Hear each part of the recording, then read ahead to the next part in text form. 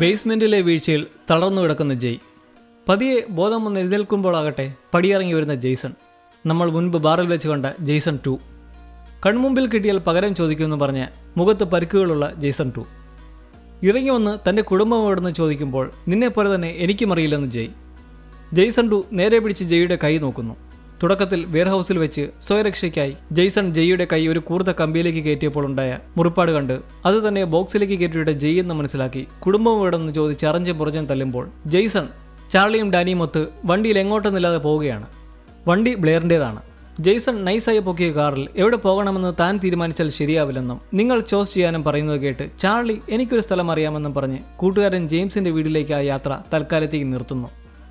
ജെയിംസും കുടുംബവും വല്ലപ്പോഴും weekend enjoy ചെയ്യാൻ വരുന്ന ഒരു സ്ഥലമാണിത്. പാസ്വേഡ് അടിച്ച് കതക് തുറന്നു കയറുന്ന ചാർലിയെ കണ്ട് അവൻ ജെയിംസുമായി സ്ഥിരം കൂടാറുണ്ടെന്ന് ഇരുവരും മനസ്സിലാക്കിയ ശേഷം എല്ലാവരും ഒന്ന് റിലാക്സ്ഡ് ആവാൻ ശ്രമിക്കുന്നു. നേരത്തെ തന്നെ കുറച്ച് ഡൗൺ ആയിരുന്ന ചാർലി ആകട്ടെ ഇപ്പോൾ നടന്ന സംഭവങ്ങളൊക്കെ കണ്ട് വീണ്ടും വീക്കായിരിക്കുകയാണ്. ആ കണ്ടതെല്ലാം തൻ്റെ അച്ഛനാണോന്ന് ചാർലി. അതെ, എന്നാലല്ല. ഇനി നമ്മൾ എന്ത് ചെയ്യുമെന്ന ചോദ്യത്തിന് ഇപ്പോഴൊന്ന് ഉറങ്ങിയിട്ട് നമുക്ക് നാളെ നോക്കാമെന്ന് പറഞ്ഞ് ഡാനിയുടെ അടുക്കലേക്ക് വരുമ്പോഴാകട്ടെ ആകെ തകർന്ന അവസ്ഥയിലാണ്. ഊരാക്കുടുക്കിൽ നിന്നും പരമാവധി പ്രയത്നിച്ച് ജെയ്സൺ തിരികെ എത്തിയതിൽ ആശ്വാസമുണ്ട്. എന്നാൽ ജീവിതം ഇത് എങ്ങനെ തുടങ്ങണമെന്നൊരു പിടിയും കിട്ടുന്നില്ല. മാക്സിൻ്റെ മരണത്തിനു ശേഷം നമ്മൾ ജീവിക്കാൻ ശ്രമിച്ചില്ലേ എന്ന് ഡാനിയെ സമാധാനിപ്പിച്ചുറക്കുന്നെങ്കിലും ജെയ്സൺ ഉറക്കമില്ല. ഏത് നിമിഷവും മറ്റു ജെയ്സന്മാർ അവിടെ എത്താം. തൻ്റെ കുടുംബത്തിനു വേണ്ടി ഏതറ്റവും വരെ പോകുന്ന രീതിയാണ് എല്ലാ ജെയ്സണും ഉള്ളത്. അങ്ങനെ അവിടെയുള്ള കമ്പ്യൂട്ടറിൽ പോയി തൻ്റെ മെയിൽ ചെക്ക് ചെയ്യുമ്പോഴാകട്ടെ ഞെട്ടിത്തരിക്കുകയാണ്. മെയിലിൽ തന്നെ ഒരു പുതിയ ഗ്രൂപ്പ്, എൻടാങ്കിൾമെൻ്റ് എന്ന പേരിൽ. ആ ഗ്രൂപ്പിലുള്ളതോ ബോക്സ് വഴി ലോകത്തെത്തപ്പെട്ട സകല ജെയ്സൺ വേരിയൻസും. എന്താണെന്നറിയാൻ നമ്മുടെ ജെയ്സൺ ഗ്രൂപ്പിൽ ആടായി നോക്കുമ്പോഴോ ഓൾറെഡി തന്നെ 103 ജെയ്സന്മാർ ഓൺലൈനിൽ. എന്താ അല്ലേ?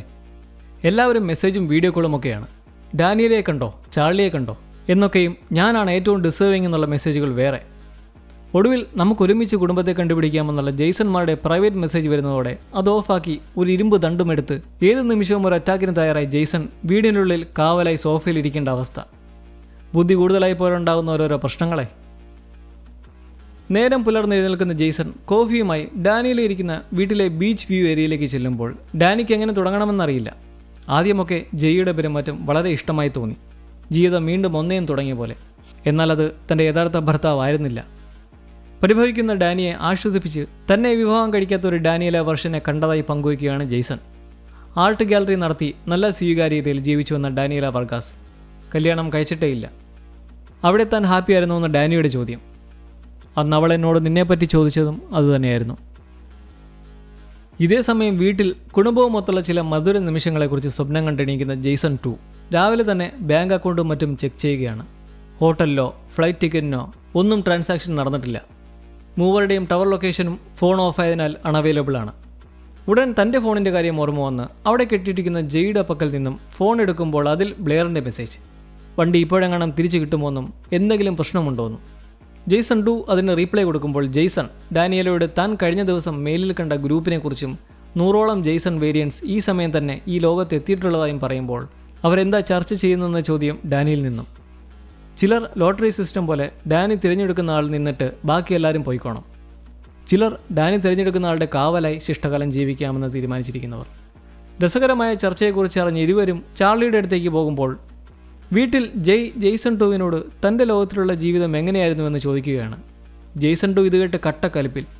സ്വന്തം ഭാര്യയും മകനെയും പിടിച്ചു വെച്ചിട്ട് ഇപ്പോൾ ഇങ്ങനെ ചോദിക്കുന്നത് കേട്ട് നിന്റെ ഡാനിയല മരിച്ചെന്നും ഡോൺ കൊന്നതായും നീ ഉപേക്ഷിച്ച അമാൻ്റെയാണ് തന്നെ ബോക്സിൽ കയറ്റി രക്ഷപിടിച്ചതെന്നും എന്നാൽ ബോക്സിൽ വെച്ച് പേടിച്ചു ഭയന്ന് ആറാമതായി തുറന്ന ഒരു കതക് ഒരു വലിയ കാട്ടിലേക്കായിരുന്നുവെന്നും കാട്ടുതീ പടർന്നു കഴിഞ്ഞ പോലത്തെ ഒരു ഇരുണ്ട അന്തരീക്ഷത്തിൽ നടന്നു നോക്കുമ്പോൾ പെട്ടെന്നടിച്ച കാറ്റത്ത് മരങ്ങൾ കടപിഴകി വീണപ്പോൾ ഒരു കൂറ്റൻ മരം അവളുടെ മേലേക്ക് വീണ് 2 ദിവസം നിറയിച്ചാണ് മരിച്ചതെന്നും താൻ അവിടുന്ന് പരിക്കുകളോടെ കഷ്ടിച്ച് രക്ഷപ്പെട്ടതാണെന്നുമുള്ള വാക്കുകൾ കേട്ട് ജയ് വല്ലാതെ സങ്കടപ്പെടുകയാണ്. അമാൻ്റെ ധരിച്ചിരുന്ന മാല ജെയ്സൺ 2 കഴുത്തിലിട്ടിരിക്കുന്നത് കാണാം. നീ ഉണ്ടാക്കിയ മറ്റു നാശങ്ങളും കാണിക്കാമെന്ന് പറഞ്ഞ് മെയിലിലെ ഒരു പറ്റം ജെയ്സന്മാരുടെ ഗ്രൂപ്പ് കാണിക്കുമ്പോൾ ജയ് കരുതിയിരുന്നത് തൻ്റെ ജീവിതം ജെയ്സൺ ഇഷ്ടപ്പെടുമെന്നായിരുന്നുള്ള വർത്തമാനം കേട്ട് ജെയ്സൺ 2 പുച്ഛഭാവത്തോടെയുള്ള ചിരി. ദേഷ്യം അങ്ങോട്ട് റൈസ് ആവാൻ നേരം ഫോണിൽ മെസ്സേജ് വരികയാണ് ബ്ലെയറിൻ്റെ. 10 മണിക്ക് വീട്ടിലേക്ക് വരുമെന്ന് പറഞ്ഞുകൊണ്ട്. ജെയ്സൺ ചാർലിയുമൊത്തുള്ള പാചകവേളയിൽ അവിടെത്തുന്ന ഡാനിയലുമായി ജയ് വന്നു കഴിഞ്ഞുണ്ടായ സംഭവങ്ങളെപ്പറ്റി തിരക്കുകയാണ്. ഡാനിയലയുടെ ഒരു എക്സിബിഷൻ്റെ സ്റ്റാറ്റസിനെ കുറിച്ചും ചാർലിക്ക് പുതിയ വണ്ടി, പുതിയ സ്കേറ്റ് ബോർഡിനെ കുറിച്ചും അറിഞ്ഞ ശേഷം നട്ട്സ് അടങ്ങിയ ഐസ്ക്രീം കൊടുത്ത് മരണത്തിന്റെ വക്കുവരെ എത്തിച്ചതേക്കുറിച്ചും മാക്സിന്റെ കാര്യം അറിയാതെ ബർത്ത്ഡേ ദിവസം മരത്തിന് താഴെ ഇരുന്നുള്ള സ്മരണവേളയിൽ എത്താത്തതിനെക്കുറിച്ചും അറിയുമ്പോൾ അവനൊരു പോങ്ങൻ തന്നെയെന്ന് ജെയ്സൺ പറയുന്നു. അങ്ങനെ ഡസൻ കുടുംബത്തിലേക്ക് വീണ്ടും സന്തോഷ നിമിഷങ്ങൾ വരുമ്പോൾ യഥാർത്ഥ വീട്ടിൽ നടക്കുന്നത് ഒന്നും അറിയാതെ ബ്ലെയർ തിരക്കിയെത്തിയിരിക്കുകയാണ്. ചോരയും ശാന്തതയുമൊക്കെയായി വശപ്പിശക കണ്ട് പതിയെ നടന്നൊരു കഥക് തുറക്കുമ്പോൾ അതിൽ കെട്ടിയിട്ടിരിക്കുന്ന ജെയ്. പെട്ടെന്ന് സൈഡിൽ ജെയ്സൺ ടൂവും. അന്തിച്ചു നിൽക്കുന്ന ബ്ലെയറോട് ഉപദ്രവിക്കാൻ ഒരു ഉദ്ദേശവുമില്ല, എന്നാൽ ഫോൺ വഴി കാറിന്റെ ലൊക്കേഷൻ കണ്ടുപിടിക്കാമെന്ന് തിരക്കി തരാൻ ആവശ്യപ്പെടുമ്പോൾ ഇടിച്ചിട്ടോടാൻ ശ്രമിക്കുന്ന ബ്ലെയറെ തോക്കെടുത്ത് വെടിവെച്ച് ഭീഷണിപ്പെടുത്തുന്നതിനെ തുടർന്ന് അവർ തിരികെ നടന്ന് കോട്ടിനുള്ളിൽ പതിയെ കൈയിട്ട് അതിലുണ്ടായിരുന്ന പെപ്പർ സ്പ്രേ എടുത്ത് ജെയ്സൺ ടൂവിന്റെ മുഖത്തേക്ക് വെച്ച് അടിച്ചു കൊടുക്കുന്നു. നീറിക്കൊണ്ട് താഴെയിടുന്ന തോക്കെടുത്ത് ബ്ലെയർ ഇരുവരെയും ഫ്രീസ് ചെയ്ത് എന്തു നാശം അവിടെ നടന്നുകൊണ്ടിരിക്കുന്നതും തിരക്കുകയാണ്.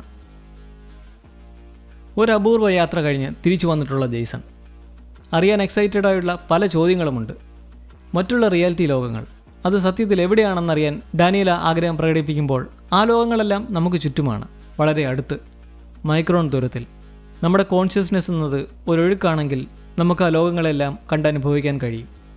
ശേഷം ഒരിക്കലെങ്കിലും ഏതെങ്കിലും കടന്നുപോയ ലോകത്ത് തങ്ങാൻ തോന്നിയിരുന്നോ എന്ന ഡാനിയുടെ ചോദ്യം കേട്ട് തോന്നിയിരുന്നുവെന്നും അവിടെ സന്തോഷമായി ജീവിക്കാമെന്ന് വിചാരിച്ചിരുന്നു, എന്നാൽ തിരികെ എത്തിയതിൽ ഒരു തരി വിഷമം പോലുമില്ലെന്ന് ജെയ്സണും. അങ്ങനെ ആ രാത്രിയിൽ ജെയ്സൺ ചാർലിയുമൊത്ത് കുറച്ച് സമയം പങ്കുവച്ച് ഡാനി മെയിലിലെ ആ ഗ്രൂപ്പൊക്കെ എന്ന് നോക്കി ശേഷം ഇരുവരും സംസാരിച്ചിരുന്ന് റൊമാൻസ് ബോണ്ടിലെത്തി ചില സ്വകാര്യ നിമിഷങ്ങളെല്ലാം പങ്കുവച്ച ശേഷം ഡാനി ജെയ്സണോടായി പറയുകയാണ് താൻ തൻ്റെ ജെയ്സണെ തിരഞ്ഞെടുത്തെന്നും ഇനിയൊരു തെരഞ്ഞെടുപ്പ് ഉണ്ടാകില്ലെന്നും മെയിലിലെ ഗ്രൂപ്പിൽ പറഞ്ഞതായി. ഇരുവരുടെയും സ്നേഹ പുണരലെല്ലാം കഴിഞ്ഞ് ജെയ്സൺ പുറത്തേക്ക് കാവലിനായി ഒരുങ്ങുമ്പോൾ പെട്ടെന്നൊരാൾ വെളിയിൽ ഓടി ഒളിയുന്നത് പോലെ കാണുന്നത് കണ്ട് കതക് തുറന്നിട്ട് അണച്ചടച്ച് നടന്ന് ചുറ്റും നോക്കുമ്പോൾ ഒരാൾ അവശനായി കിടക്കുന്നു. അത് ജെയ്സന്റെ ഒരു വേരിയൻ്റാണ്. ആരാ ഇത് ചെയ്തതെന്ന് ചോദിക്കുമ്പോൾ നമ്മളിൽ ഒരുവനെന്ന അയാൾ.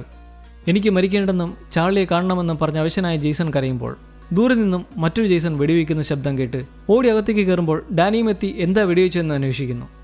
താഴെ ഡൗൺ സ്റ്റേഴ്സിലേക്ക് പെട്ടെന്ന് ചാർലിയുമായി പോകാനും താൻ അവിടെ എത്താമെന്നും പറഞ്ഞ് ഡാനിയെ വിട്ടിട്ട് കഥ അടയ്ക്കുമ്പോൾ ആവട്ടെ ഉള്ളിൽ മറ്റൊരു ജെയ്സന്റെ വേരിയൻറ്റ് തോക്കുമായി നിൽക്കുന്നു.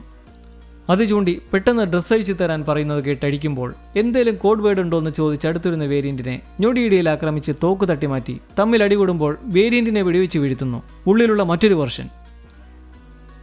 അത് ജെയ് ആണ്.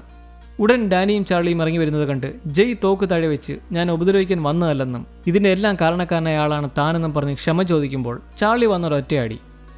ചാർലിയെ തടുത്തുകൊണ്ട് നിങ്ങളെല്ലാം എങ്ങനെ ഈ സ്ഥലം കണ്ടെത്തിയെന്ന് ജെയ്സൺ.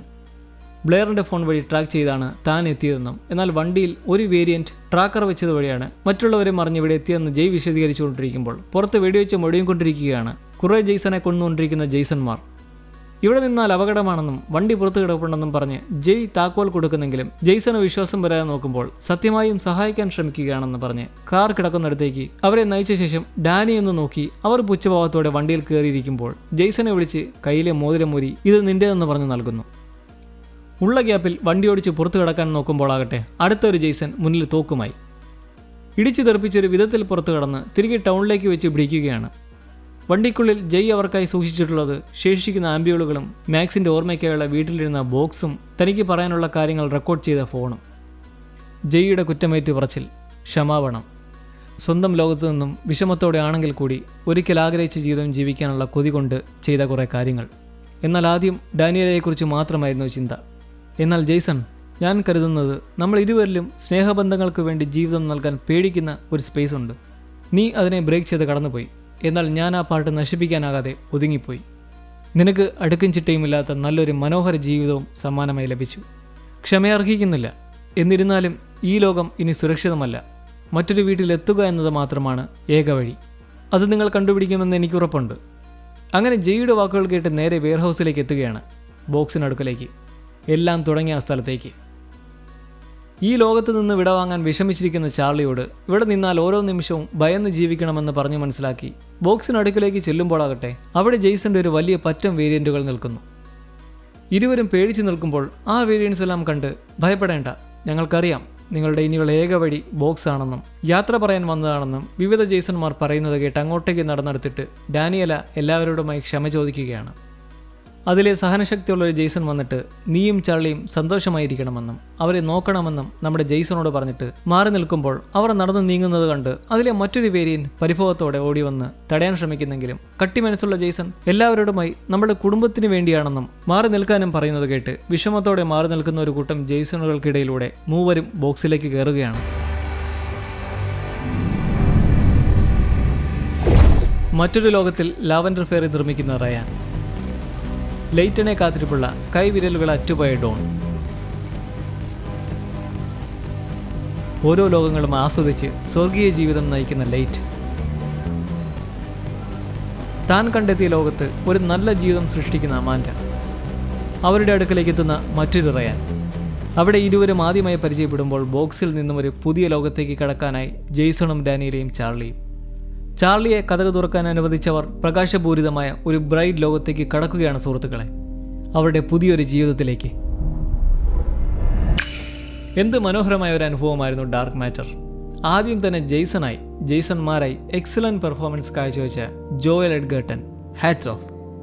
മനമയക്കുന്ന കുറേ മൊമെന്റ്സ് തന്ന ജെനിഫർ കോണലിയും ആലിസ് ബ്രാഗയും, രണ്ട് സുന്ദരികൾ, ബിഗ് അപ്സ്. ഇങ്ങനെയൊക്കെ ചിന്തിക്കാൻ തോന്നിയ തലയായ ഷോ റണ്ണർ ബ്ലേക്ക് ക്രൗച്ചിനൊരു കൂപ്പുകയും. Leighton is a mystery.